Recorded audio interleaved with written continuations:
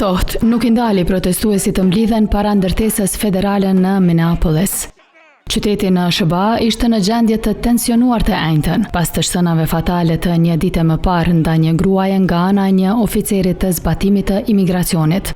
Guvernatori bëri thirrje që njerëzit të qëndronin të qetë dhe shkollat anuluan mësimet e aktivitetet, si mas paraprake sigurie.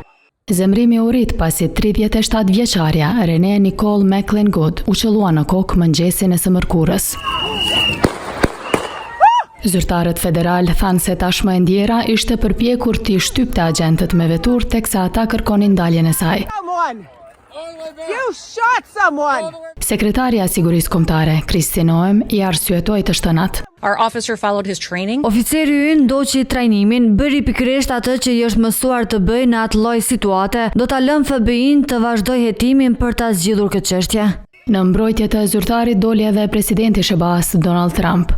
Në një postim në Truth Social, ai shkroi se gruaja që drejtonte veturën ishte duke rezistuar dhe se e njëjta e ka shtypur egërsisht oficerin.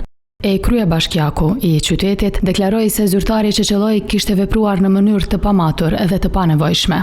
Departamenti i Sigurisë Kombëtare ka vendosur më shumë se 2000 oficer në zonë në atë që e quan operacionin më të madh të zbatimit të ligjit për imigracionin ndonjëherë.